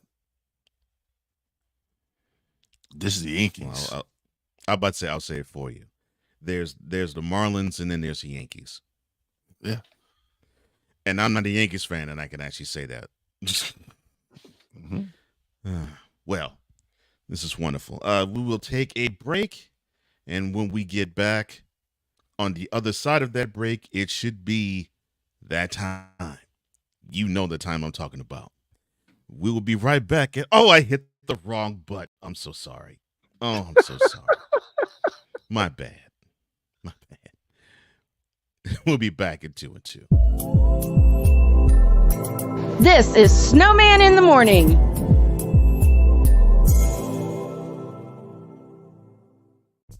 What do you get when you watch or listen to the Life Happens podcast? Well, I'll let them tell you.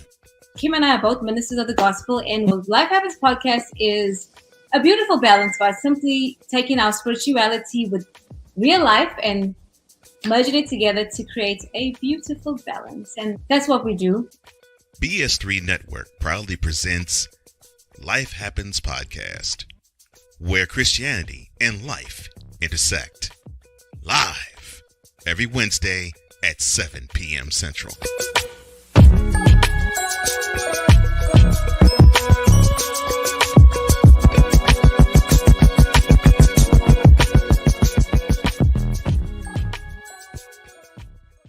Here's an important message from the Diabetes Solution Center. Do you like pricking your fingers to test your blood sugar levels? No one does, but it's important to maintain your health. And now, by wearing a small remote device called a continuous glucose monitor, or CGM, you don't need to prick your fingers anymore. It's easy to use and helps you make more accurate diabetes treatment decisions. If you are testing your blood sugar 3 or more times daily, injecting insulin, or using an insulin pump, call the Diabetes Solution Center right now. And if you have Medicare or most major insurance coverage, you may be able to get a new CGM at little to no out-of-pocket cost. Shipping is free, and we'll even bill your insurance company for you. If you are testing your blood sugar 3 or more times daily, injecting insulin, or using an insulin pump, call the Diabetes Solution Center right now to learn how to end the painful finger sticks and get your own continuous glucose monitor, or CGM, at little to no out-of-pocket cost.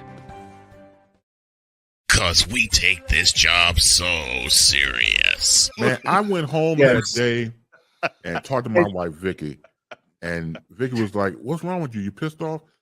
"Yeah, I got this partner I'm working with back in the radio station. The Negro be lying." What in the all types of blue hell? Yes, it's Snowman in the Morning with Cole Johnson. Oh, yes. Snowman in the Morning with Cole Johnson rolls along. And we are at that time of the week, the bottom of the second hour on Friday, and here we go. And now, the transporter to Hades, the reformer of hooker whores, and the bronze god, the one, the only, the legendary Chris Bay.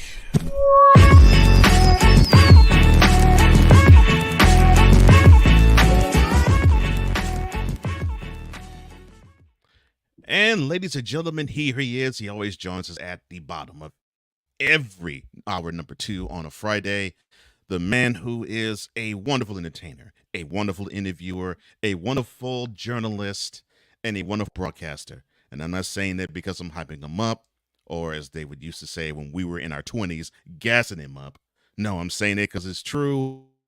Ladies and gentlemen, the one, the only Chris Bass joins us. How you doing, sir? Good morning, sir. How you doing? Of course, good morning to the brothers who ain't here. I don't have any alcohol to pour on my living room floor. I wouldn't do it anyway. I don't ruin my carpet. So to, of course, Brian Snow, of course, the Rain Man, of course, to you, Cole, who's the mad scientist, Wize El Jefe, and to all the boys and girls in the comment section, happy boom shakalaka to you. And a happy boom shakalaka to you, sir. All right, so what is swirling in the mind of Chris Bass? Well, Cole, as we see the revolving chairs of broadcasters on television when it comes to sports broadcasting. So, of course, Fox Sports 1 got their act together after a 2-month hiatus with their Undisputed program hosted by Skip Bayless. So now you bring in Keyshawn Johnson. Remember I told you Keyshawn will make that move because he's out there in LA. So he did You that. did say that. So he's out there working with Fox, with him. So Fox Sports 1 got Keyshawn Johnson, Richard Sherman, Michael Irvin, and also going to the program, Rachel Nichols and Josina Anderson. Joining Skip for, of course, Undisputed. Now, again, for the record, I appreciate the people I mentioned, with the exception of Mr. Bayless. Everybody else I like. I'm glad they're working in an industry that is completely highly competitive, as we all know. It was fun to see some of the excerpts of the first program. And once again, as you know firsthand, other people have done shows like this on broadcasting or podcasting in general. It's going to take a little bit to get the wheels running, to get the ability to learn the cadences of your co-host and to make it smooth out eventually. So there's going to be some rough timing coming out the gate. And it was just so refreshing to watch Keyshawn Johnson, to watch Richard Sherman, to watch Michael Irvin get all those words in, and for Skip to take a back seat. That was again, you couldn't put a price. Remember the old commercial with MasterCard? Priceless. That was priceless. That was beautiful. Oh, man, that was beautiful. I mean, I love every minute of it because now, as we've seen the program, as some of you have seen it, now Skip becomes the moderator, and he's trying to moderate all those big mouths. So I thought it was refreshing. You can't tell me karma ain't real. And so just the fact that he was sitting there folding his arms, his lips were tight, he couldn't get a word in sideways. You can't tell me there's no God. That's what tight. That's what tight. Oh, I'm glad you mentioned. I'm glad you're mentioning the Skip. I think basically dragging, kicking, and streaming, being forced into the moderator role. I actually saw Monday's show where you had Keyshawn, Richard Sherman, and Michael Irvin along with him at that table. And I think it was probably, I can't remember the minute, but it was like a 30-minute YouTube video clip I saw. And I think it was about 2/3 of the way through. So about the 20th minute. Skip, feeling as though he has a voice, he actually comes in and says, now it's my turn. I'm like, all right, you can say it's your turn. But you'll get dropped out by these big personalities. Right, but like Scooby-Doo once said, Rasta Ruck. Yeah, Rasta Ruck. Ruck. Yeah, man, Rasta Ruck, man. So, okay, all right. So for those, I do understand, I do. You're correct in that. And others in the chat, I think, do. But for those who don't,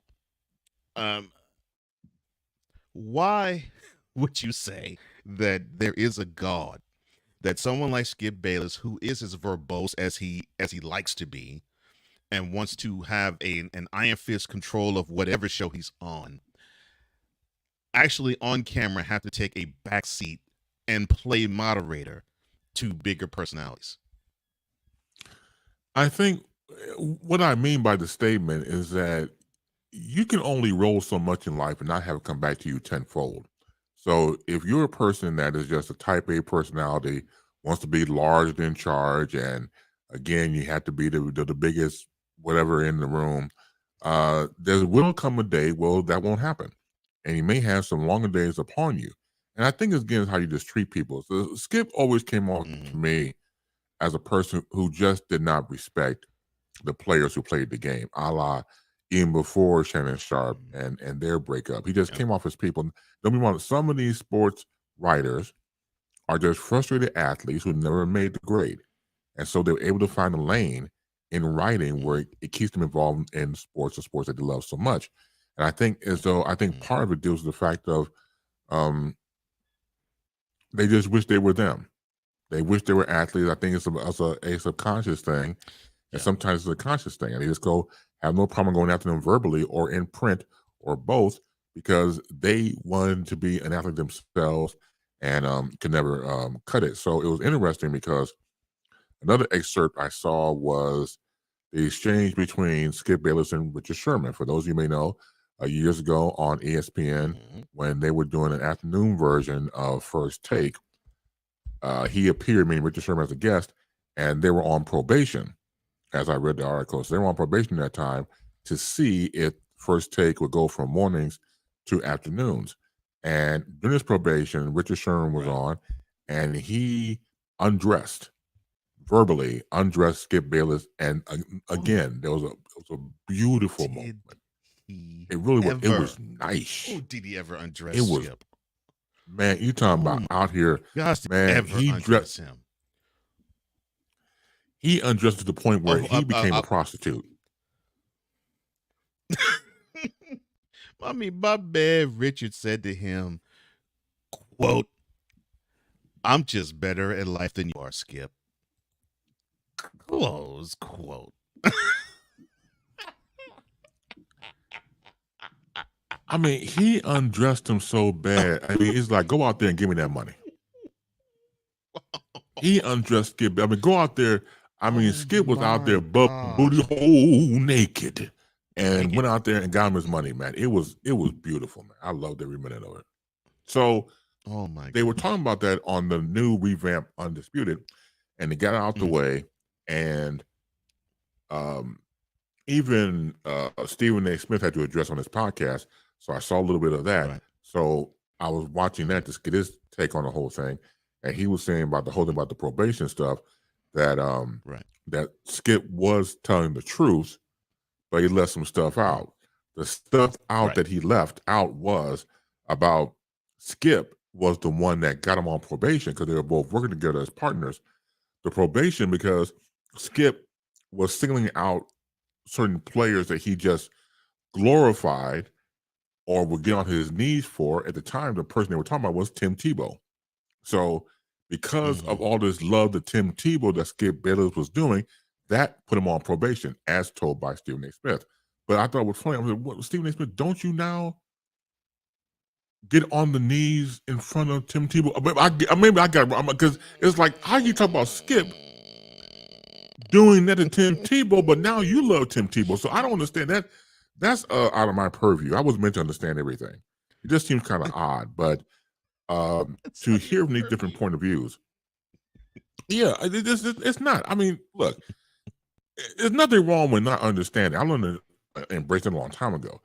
If you don't understand it, it's fine. I just don't. It just bothers me a little bit that, wait a minute, it's coming from the man who slobber knocks, meaning Stephen A. Smith, when it comes to Tim Tebow. Oh, Tim Tebow. I mean, and he's also the racist. A very good friend. A very good friend. Yeah. Yeah. On camera. Right. I mean, that's what he's doing on camera. Right. This is not behind the scenes. Like, this is on camera for all the world to see. Mm-hmm. I'm talking about the slobber knocking of slobber knockings. I mean, he goes for broke. I'm surprised Tim Tebow could walk. Oh my God. So I thought that exchange was kind of strange, but you know, like, hey, back in the day, you talk about women out in the street, you know, some women who are streetwalkers, they'll do something strange for a piece of change. And I knew you were going to go with that phrase. I was like, I'm expecting it to come, and you said it. Women will do something and they expect for a little piece of to change. come, I'm like, oh. and they expect it to come too. That's their business. That's what they do. You got to wait for it. So I thought that. Well, that's why I thought Stephen. I just thought. See, that whole thing just kind of. I'm like, dude, but you accuse Skip of slobber knocking on Tim Tebow. You have taken his place. Yeah. So, and not just him. I'm sorry. Go ahead. No, I'm saying not just him. I mean, although he had, and of course they no longer are partnering together because of ESPN adhering to what the NFL Network did and saying ho bye bye to Michael Irvin be on their networks. You would almost get the sense, especially on the Stephen A. Smith show, that he does a little bit of that to Irvin too. And I'm thinking, you know, and does that to Keyshawn as well. You know, no, Keyshawn, that's my brother. I've known him for 20 years. And then and then Michael Irvin, even though he's a Cowboy fan, he is my brother. I'm like, okay, we get it. You close, your boys, cool. But do you have to, one, I'll use a word he likes to use, bloviate about the fact you have this wonderful relationship with these guys, and two, take it personal that, well, unfortunately, ESPN gave the chunk the deuces to both of them, and now they are advancing and trying to make themselves a career elsewhere, and it just happens to be your main competition that you claim to be, that's your brother, and that's your friend, and you wish him well too, and Skip Bayless. Of course you do. If you're someone like Stephen A. Smith, because it's all about street cred. So you name drop and get street cred. And so that when we go back on television, I have from a reliable source, my main man, Keyshawn Johnson, told me A, B, and C, and that type of deal. So it's all to bloviate his own self, which that'll be interesting to see if someone could bloviate themselves. It's a whole different program altogether. But for him, going back to his brothers and stuff like that, you gotta take it with a grain of salt, garlic powder, onion powder, paprika. The seasoning is all in play because of where it's coming from. And so, no, you're right. If you see your brothers going across the street to the competition, yeah, you should wish them well, because unfortunately, the company that you work for wasn't feeling them, and it was just time for them to move on. And that's the nature of the business. I'm happy for them because at least they're not working, which could be that could be the alternative. So I'm glad that they all got a check coming, and they're building their brands, their content. So I'm happy for them. Skip, no. The rest, yes.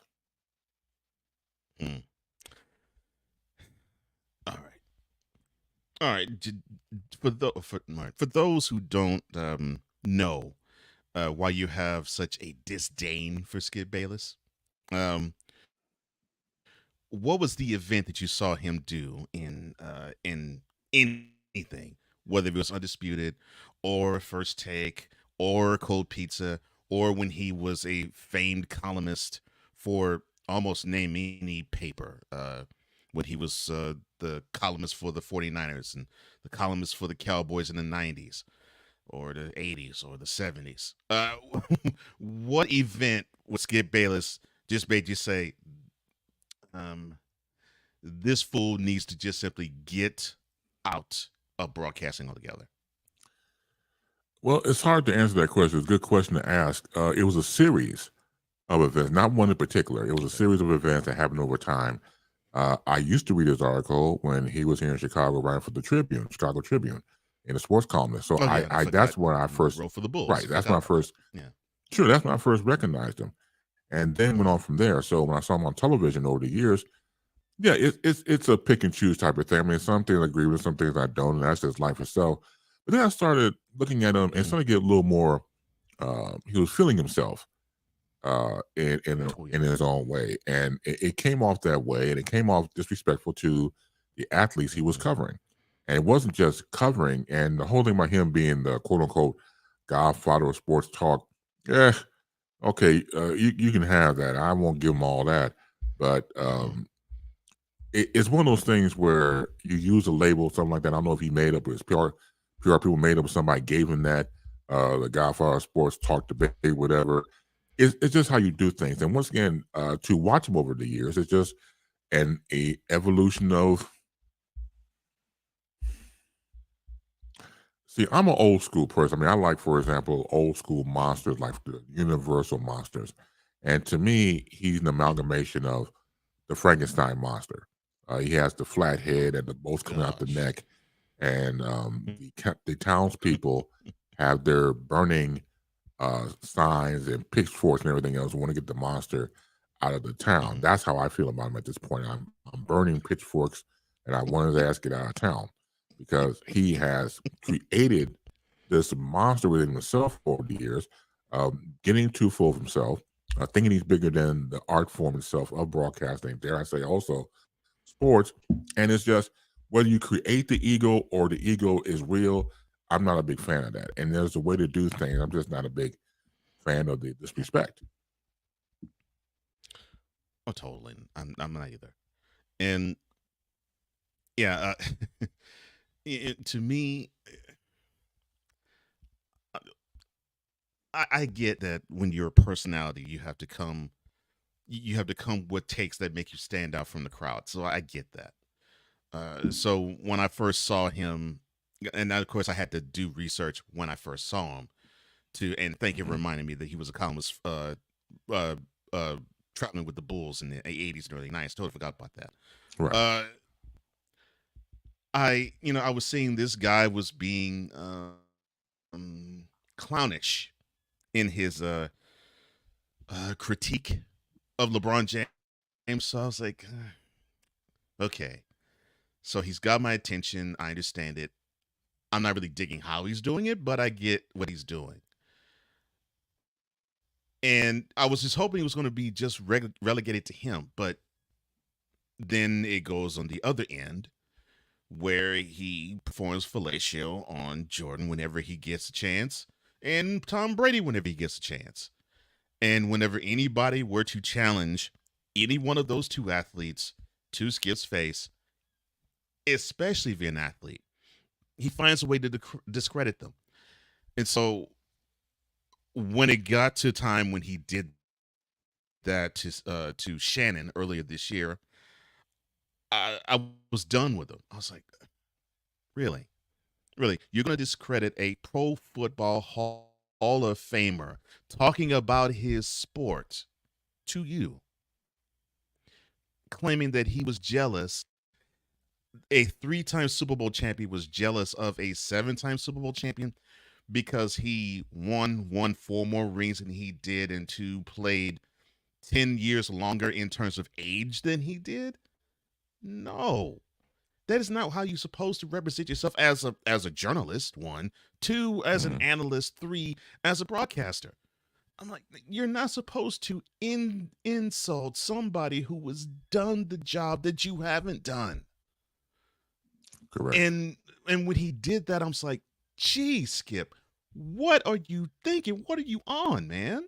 I'm like, I'm supposed to insult a Pro Football Hall of Famer, and he's talking about his sport. You ain't played it down. I've at least played it down in football, but I didn't play a down in NFL, and I still will give Shannon deference because he played the same sport I played at a higher level than I did.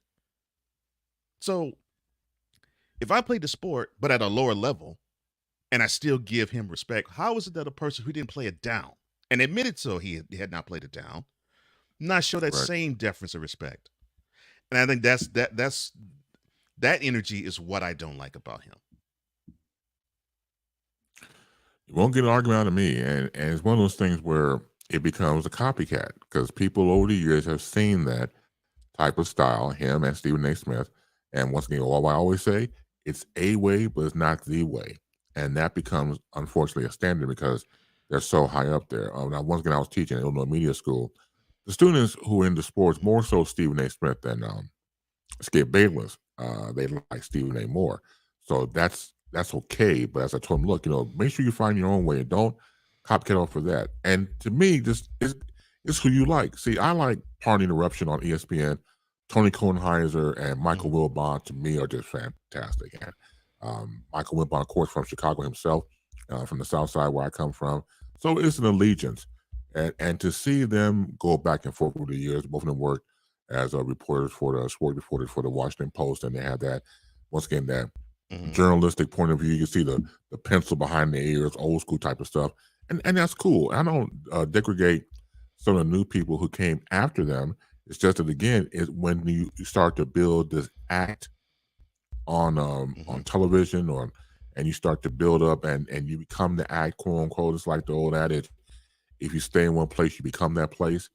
And that's what some of these so-called sports announcers, sports broadcasters become. They become that place. And it's I think it's very bad for the industry, but at the same time, again, if they claim they got eyeballs on the screen and people are watching it, I mean, who am I to say? That's why I go somewhere else. Or like I said, like my man Brian here, trying to build up his resume with the shows he does here, and others who are trying to do something different, who give you not the act. if that makes sense. And if I want to act, I can go somewhere else. I'd rather watch a movie where people get paid to act, not someone who's trying to pretend something that they're not.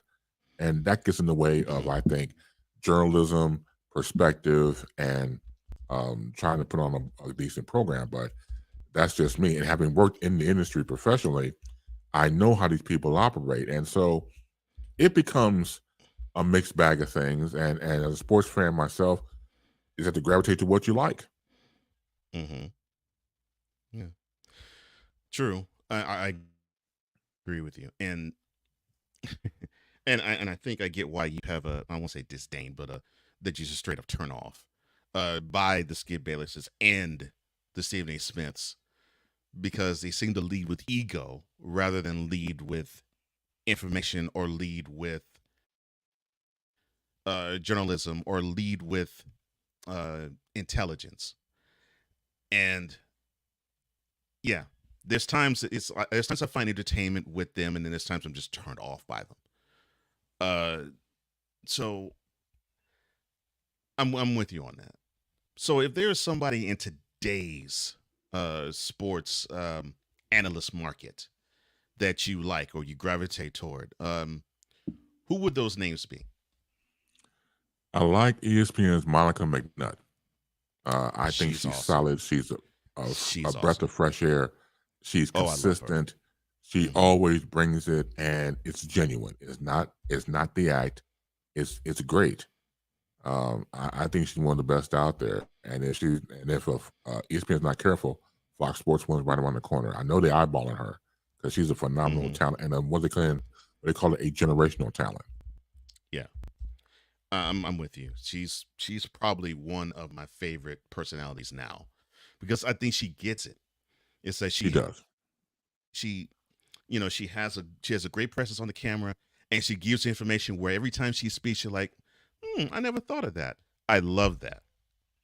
I love that. And I want to see more analysts like her. And if it is women, I don't care. I want to see more like her too, that are women. But I want to see more analysts who think that way, who they know that they have to have a personality, but they also have to bring the knowledge. And I'm seeing less and less of that. It's like I'm seeing less of the Monica McNutts, and I'm seeing more of the Malika Andrews types. And what I mean by that is, whenever they talk about athletes, they lead with rap sheets, and it's like, or coaches, they lead with rap sheets. I'm like, okay, well, all right, so they ran afoul of the law. Big deal. What did they do on the field or on the court or on the ice or on the diamond? You don't have to sully their name by things they did, unless this is a court case that happened right then and there. So I've always had this real nasty opinion about her when I kept seeing that type of tendency, and it's like, analysts are starting to do that now, and I'm not liking that. Not in this business, because I thought with sports we're supposed to represent all of the aspect of it, not just not one section or one sector of it. So correct me if I'm wrong. I'm thinking you're doing broadcasting and journalism a huge disservice if you were to just simply be tunnel visioned and say, okay, I'm only focused on this aspect of whatever I'm covering. No, And you're I've seen right, too many Cole. No, you're absolutely right. I mean, because I'm sorry, you are correct in your assessment. I come from talk radio, from politics and issues of the day and things like that. That's my forte. And so doing that, you see, of course, both sides, whether it's the left or the right, or I'm somewhere in the middle, me personally, but that's how the dynamic is, because in traditional talk radio, it's built on white conservative males then and now. So that's what you play to. That's your audience you play to. So whatever your audience that you're playing to, that's what you do. And from the standpoint of sports, for some reason, I just talked about in that form of talk radio spilled into sports. And that's when I was like, no, wait a minute. There should be two universes, not trying to merge the two, trying to do a multiverse here. We're trying to do, you have your universe, the universe is over here. But when those two start to meet and start to gel, then it becomes a problem, because now you have people who supposed to be say they're supposed to be anchors are now commentators. So which one are you? Are you doing both, or it's one or the other? I think it's become gray matter over time. Yeah.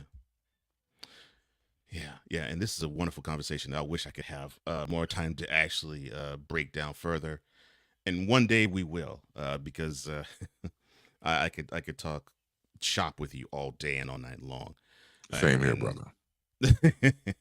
But before you go, where can people find you? And you are doing a change in the show that you're also doing as well, right? Yeah, thank you for that. I appreciate that. So beginning tomorrow, September 2nd, and this is at 8 a.m. Eastern, Baseline moves to its new day and time. So we're not doing the 4 o'clock show anymore on Fridays. That's our Central, 5 p.m. Eastern. So we're going to move as of tomorrow morning, and that'll be 8 a.m. Eastern, 7 a.m. Central, and Pacific time is just too damn early. So I don't even talk about the Pacific time. I don't want y'all to get up and blame me if you have sleep in your eye or something like that. So the Pacific time, if y'all catch me at 5 or 6 of y'all time, that's cool. If you don't want to stay in the bed, go right ahead and call Hog. Please, I go ahead and do it. I ain't mad at you.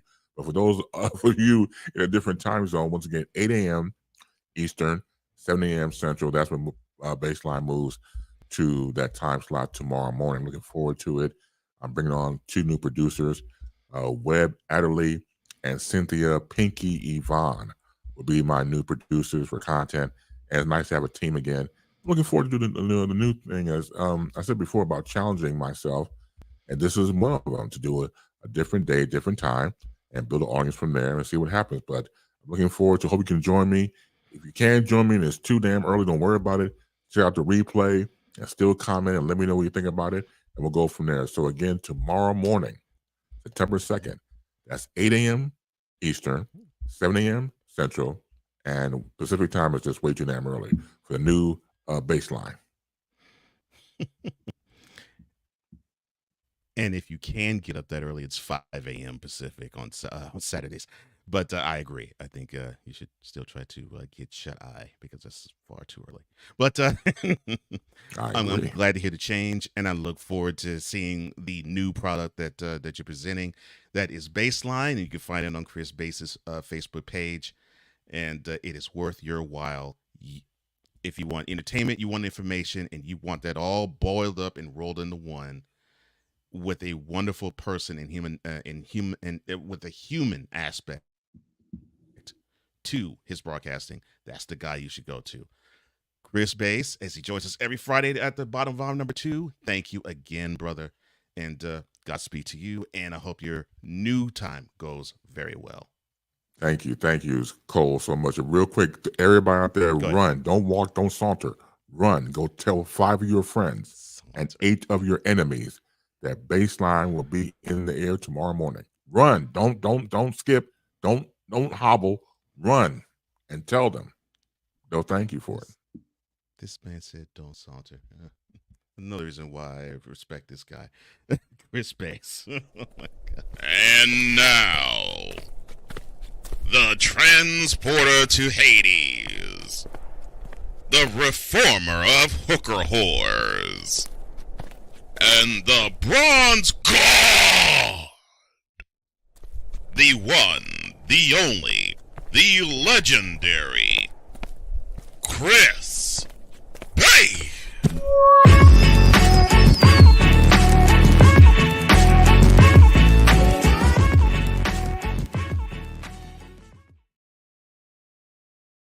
That is Chris Base, who joins us every Friday, the bottom number 2. Wonderful person. Love him. That's a brother that will always be in my life forever. Take care, and we are headed to Labor Day weekend. So always remember that your jobs are important and your colleagues are important. Always stand up for them, stand up with them, and battle with them. That's what we're celebrating Labor Day this Monday. So be careful this weekend. Celebrate responsibly, and be cognizant and aware of your surroundings. With that, being said, have a wonderful weekend. Take care. God bless. Remember to make your next move your best move. And always remember, if your dreams don't scare you, then they're simply not big enough. Dream big, do bigger. That's what I'm doing. I think that's what you all are doing there too. And I'm definitely hoping that is what Playmaker's doing, because the University of Florida, you got to do better. See ya.